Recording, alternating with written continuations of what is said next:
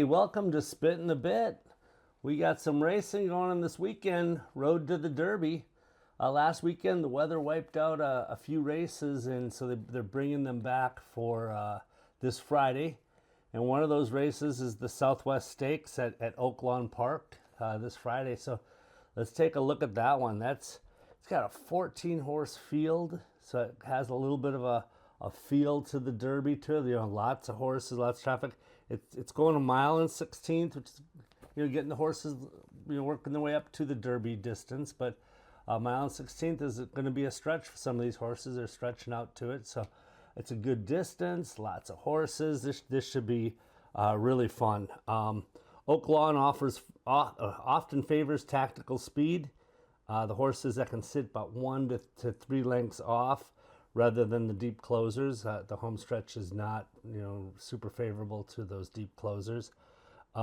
Inside path is usually fine, but wide trips around the first turn are pretty costly. So they want to, you know, place themselves even fairly early in a good stalking trip.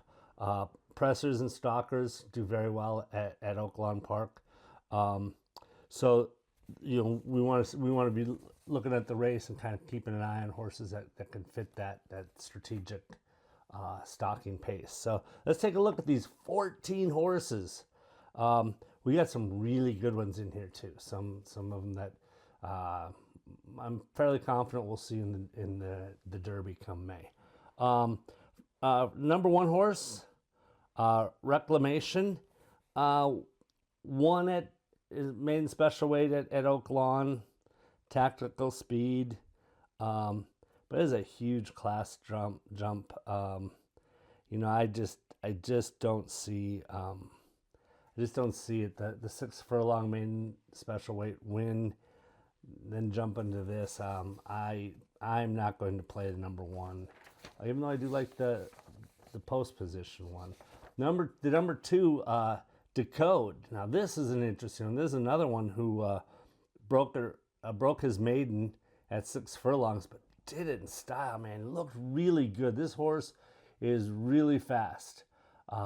Question is it a sprinter? Is it a router? It's only start was a 6 furlong win back in middle of December, but really good, like I said, really good win, really good bullet works. You know, the jockey's aggressive. The knocks on it is we don't know a lot about it. Only one start, stretching out from 6 furlongs to you know, over a mile is a big ask. But he will go. I think the fact it's a large field won't matter to him, because I'm pretty sure that he's going to be in the lead or right up there challenging for the lead. He will get out there and push the pace pretty well. But if he likes the distance, if he can if he can handle the distance, very, very dangerous horse. Then the number 3, Butane, one of the Baffert horses there. Great horse. You know, he grade 1 and 2 tested, proven versus Elite Company. Strong late kick. Took second in January in the San Vincent. Back in September in the Hopeful, took second in that. Then August when he broke his maiden. So August broke the maiden, then finished second in 2, a grade 1 and a grade 2. So looking pretty good. Now the issue, what concerns me a little bit, is the travel to Oaklawn. First time at Oaklawn, first time runner there. You know, he needs to make sure that the pace isn't too fast. He loves the distance, but it has to be a reasonable pace the race goes in. So we'll see if he can get that kind of a pace in front of him, so he can make his move. But Butane is a legit quality horse. The number 4, Rancho Santa Fe, has 2-turn experience. The Cox Barn, Tapid pedigree, all those bode well for it. So the last few races, broke his maiden back in August. October, won an allowance optional claimer. And then on January 3rd, ran in the Smarty Jones and just did not look good. Had no punch late. You know, just, you know, if you throw that race out, he looks like he's a contender. But I can't overlook that Smarty Jones. So I maybe put him in you know, looking to hit the board in an exotic and a superfecta, maybe a try, but not a huge fan. Not a lot of confidence after the Smarty Jones race. Number 5, Litmus Test. Okay, so Litmus Test is a great horse. 19 points, I think he has towards the Derby already. You know, ran 4th in the Breeders' Cup Juvie. Ran 4th to some pretty good horses. Ted Nafi, Brandt, Mr. AP. So there's some pretty good horses to finish ahead of him. But ran 4th there. Grade 1, back in October, Grade 1 Breeders' Cup for Futurity, ran 3rd. Kevin had a take on this horse a while back that this horse is a great horse, but doesn't have the killer winner instinct. And that was kind of before the Los Alamitos where he did win. But a lot of people say, was the quality of that race to show that he has that competitiveness to win against good company? Because the race wasn't that impressive. Blacksmith made a big run at the end, but at that point, Litmus Test was too far in the lead. So we'll see there, but Litmus Test is going to be up there.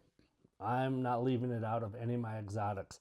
You know, I believe he's gonna hit the board. Again, like I said, won the Los Alamitos, proven at this distance, tactical speed.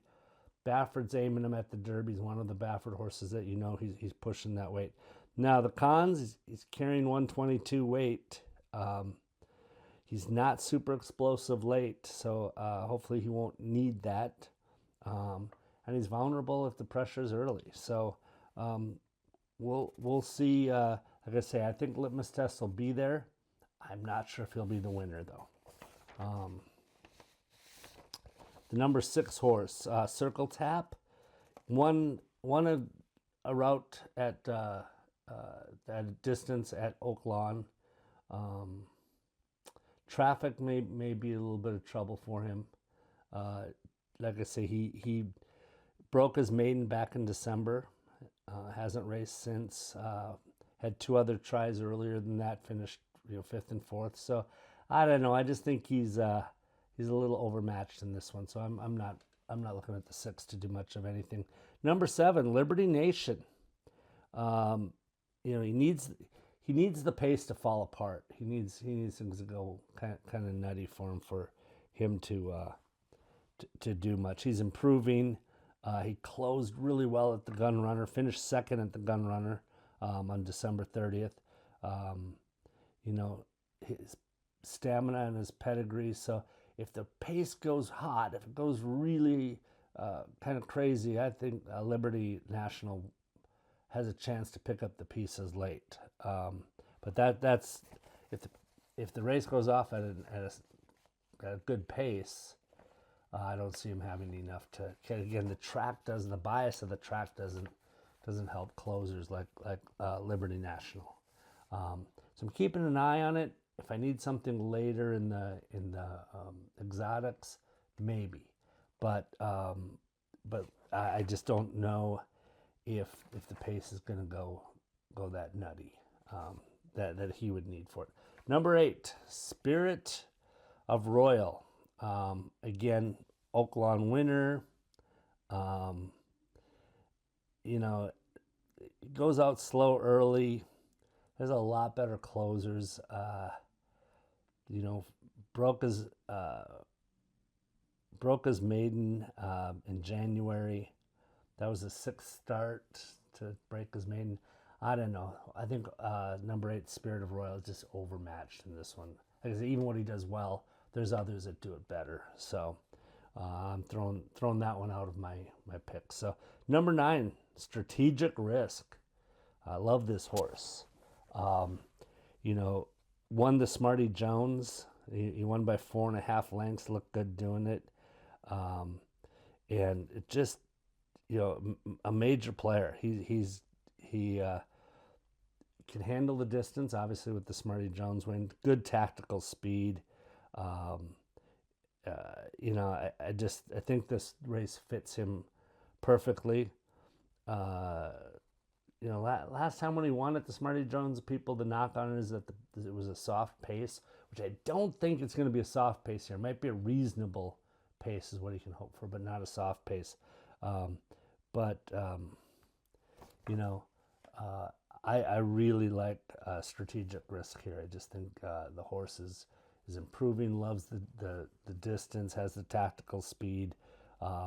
Proven winner. Smarty Jones was an impressive win. Maybe it wasn't that great of a race, and it went really hot, but he did his part to be impressive. So, number 10, Brooklyn. Good fast horse. Has kind of weak speed figures in his races. Broke his maiden back in October. Ran in the street sense in late October. Ran 6th. Wasn't too impressive. Came back and won an allowance optional claimer in January. I just don't think he's going to be able to handle this company and this many horses. So I'm throwing this one out as well. Number 11, Silent Tactic. Here's a horse that's going to go off at a price that I think, if things fall together, could hit the board. Has a shot at hitting the board. Strong rally. If you watch in this, the Smarty Jones took second and was coming on pretty hard. Took second in the Gray Stakes, which is a G3. So October broke his maiden, came back in November, won or took second in a G3, the Gray Stakes, and then took second in the Smarty Jones. So I don't think his horse is going to win. I think it lacks the killer instinct for that, and he needs the race to kind of set up just right for him. But if that race sets up, and this horse likes Oaklawn, it is one of the better closers. So again, hot pace favors. Silent Tactic could surprise some people and hit the board, which would be really fun. All right, number 12, Baytown Dreamer. Ran well, huge odds at the Smarty Jones. Took third in the Smarty Jones, and was, like I said, I don't remember what they were, but they were pretty big odds. Ran well, but I think that was the best he had, and it was third at a race that people are saying wasn't that strong. So again, I think there's a lot better horses in here. Kind of throwing the 12 Baytown Dreamer out of there. Soldier and Diplomat, an Osmussen Ortiz combo, forwardly placed in the race, as far as that's hopefully will be tactical and right up there. He's been competitive in grade 2 level races. At the Kentucky Jockeys Club, took third. At the that was back in November and October. The race before that was a allowance optional claimer that he won. Before that, in September, was the G1. The Hopeful took fourth. So again, not sure if he's got enough talent to win this race, but I think could be an outside shot at hitting the board. Not too bad. And finally, the 14th horse, Sleeping on Freedom. Has some Oaklawn experience. Ran fourth in the Smarty Jones. Broke his maiden in October. November came back. Won a allowance optional claimer. Took fourth in the Smarty Jones. But I don't see him doing a whole lot. So looking at these horses, looking at what I see and what I think, I really like strategic risk to win this race. Litmus test, probably the most talent, but again, I think lacks the grit or the killer instinct to win. I think he likes running with the pack up towards the front, but haven't really seen him be able to make a closing move. But we'll see. Maybe he makes a closing move in this one, and that will tell me an awful lot. So a litmus test: the number 9 strategic risk to win, number 5 litmus test for second. Then I like the other Baffert horse, Butane, the number 3, to come in third. Just think that horse will love the distance. The more you stretch out Butane, the better it'll do. Has a good closing move. And then keep an eye on the number 2, Decode. It's a fast horse that will get out to the lead, and if he likes the distance, can hold on. So those 3, and then the wild card is that number 2, Decode. But there's a lot to be said for this race. A lot of really good horses in here who we're going to learn a lot about this weekend, on Friday. Enjoy the races. Hopefully you'll make some money. There's a lot of money to be made here with 14 horses. So, hey, also like and subscribe. Give our podcast a like, and then subscribe to us. We would really appreciate it. So enjoy the Southwest Stakes at Oaklawn Park on Friday. Take care.